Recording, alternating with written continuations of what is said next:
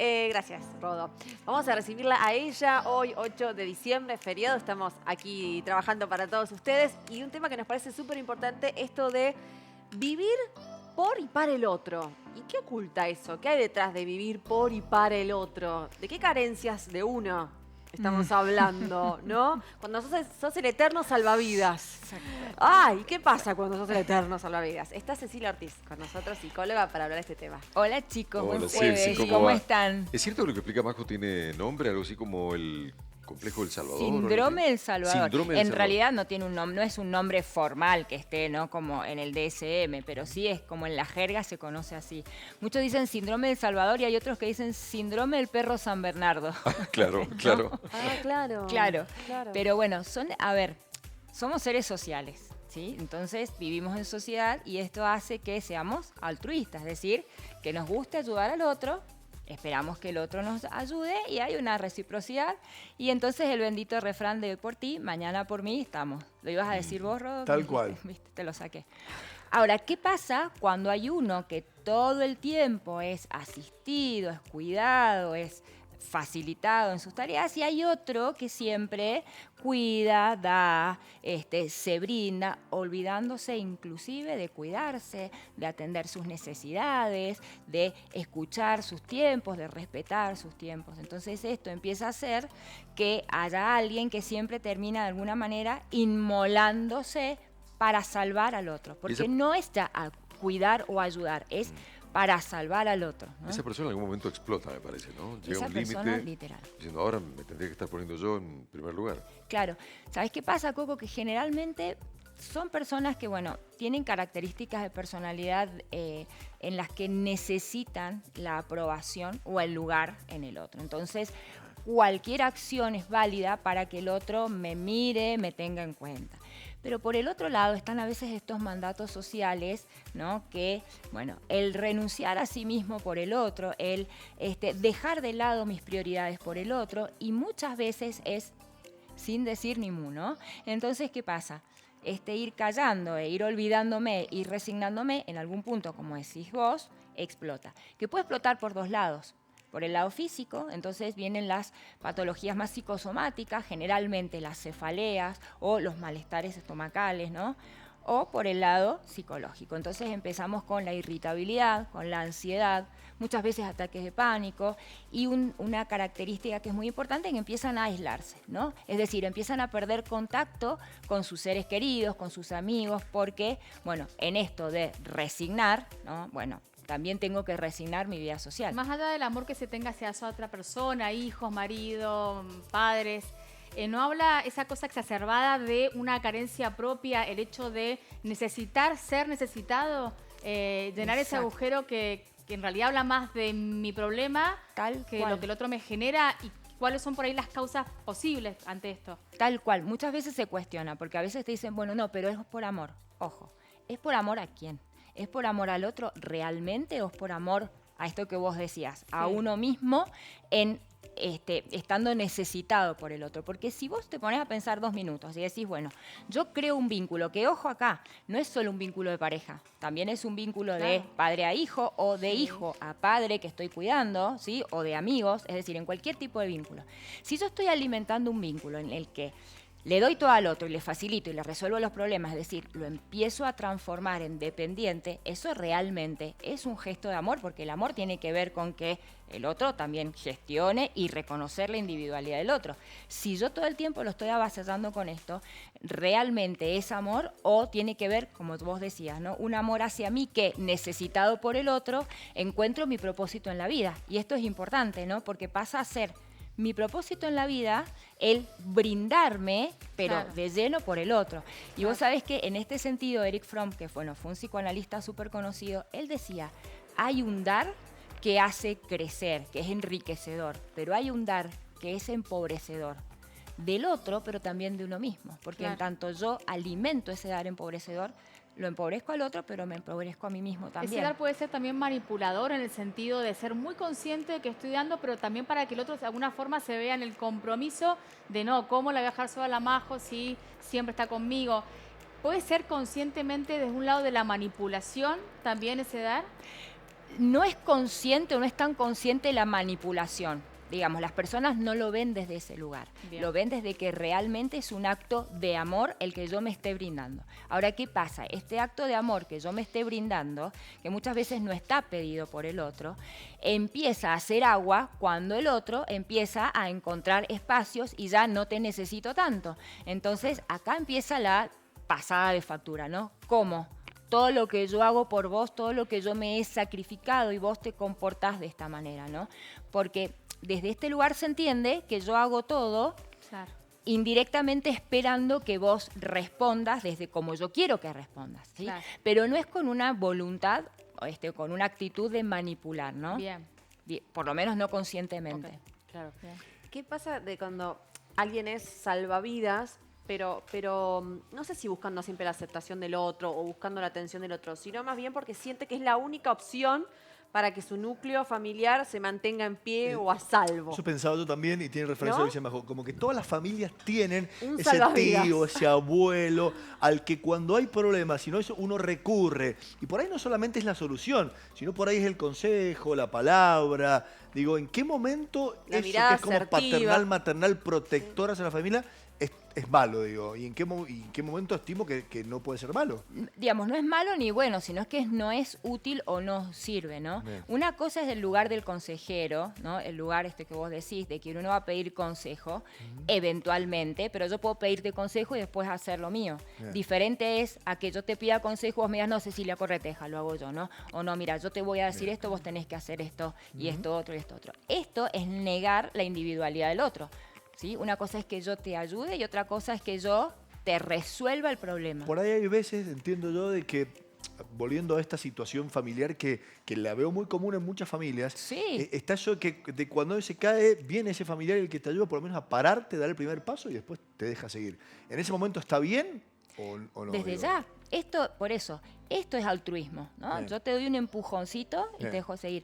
Pongamos el ejemplo de cuando los niños empiezan a caminar, Claro. ¿sí? Una cosa es que yo lo vaya siguiendo de cerca en sus primeros pasos para que no tenga un tropezón, entendiendo que se va a caer.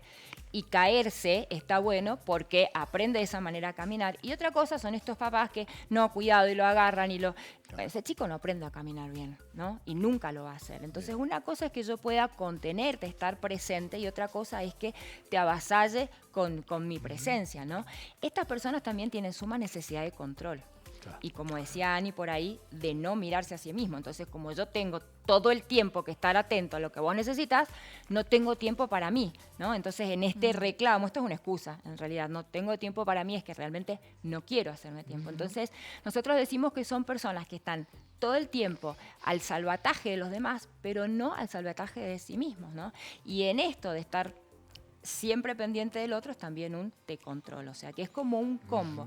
Pero vos, Rodo, esto que decís es muy importante porque hay una carga cultural, sobre todo muchas veces en el rol de la mujer, de esto de cuidar, porque históricamente siempre estaba, bueno, la más chica o la que se quedaba soltera para cuidar a los padres.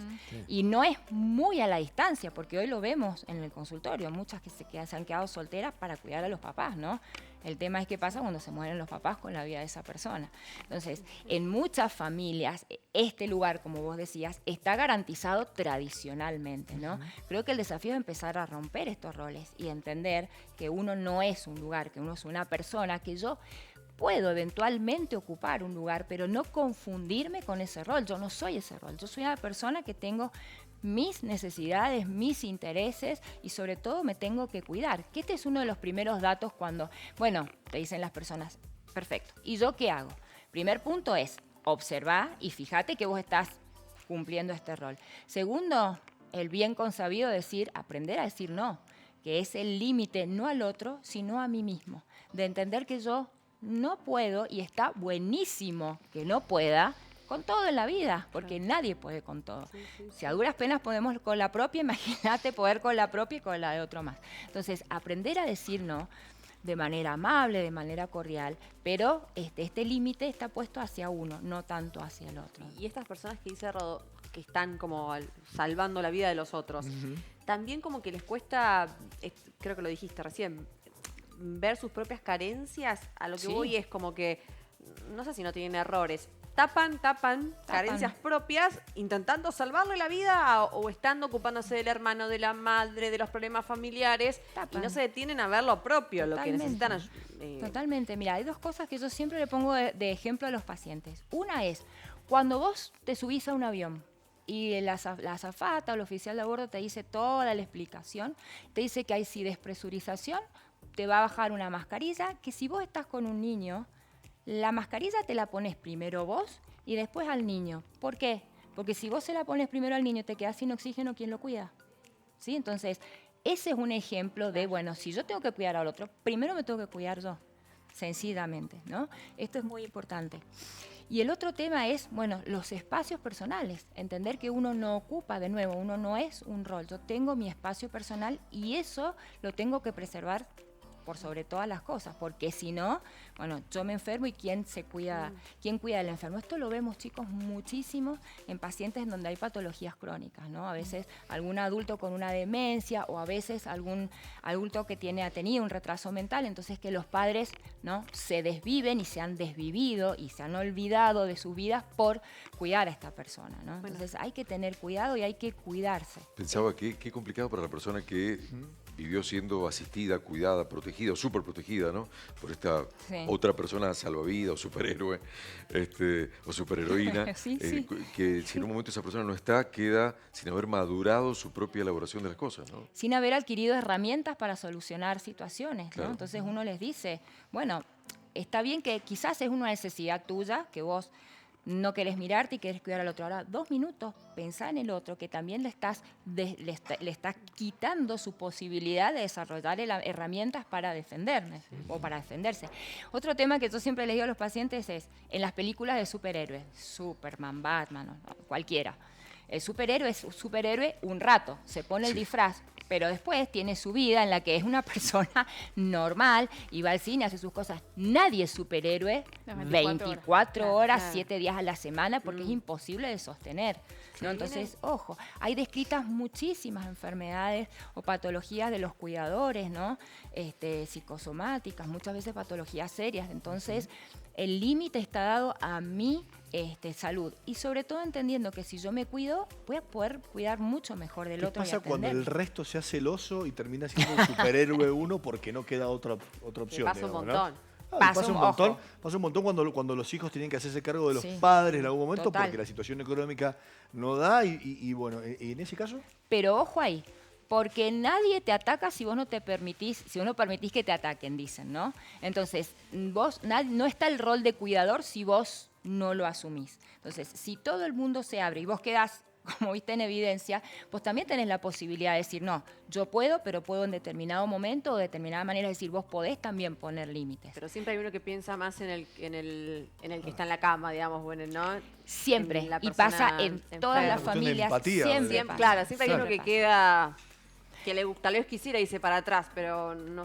puede. Pero vos ahí no es no poder, A ver. en algún punto es poder cuidarme para cuidar. Entonces, yo ahí necesito correrme. Y esto hay que plantearlo y esto, como todas las situaciones de la vida, hay que poder hablarlo. Entonces, si los demás hermanos no quieren o no pueden o lo que sea, bueno, será el hecho de hablar si contratar a alguien o hacerse cargo, pero uno tiene que poner ahí el límite porque esto se ve muchísimo. Y sabes que se da, Ceci, también mucho, cortito meto esto Sí. porque te tenemos que despedir, muchos hijos haciendo reclamos en esta época del año, porque pasa también de que hay papás, bueno, los papás tienen que cuidar a los abuelos, entonces fechas que no están, o navidades que tienen que viajar, o años nuevos que se ausentan, y son épocas que se pierden, o fechas que se pierden, y por ahí han sido así por años y años y años, de no compartir vacaciones, de no compartir una Navidad, un año nuevo, porque hay que cuidar a otro, ¿no? Es todo un tema, Es muy delicado. todo un tema, pero pasa primero por aceptar que es como se dan las cosas, ¿no? Y de esa manera tienen que ser.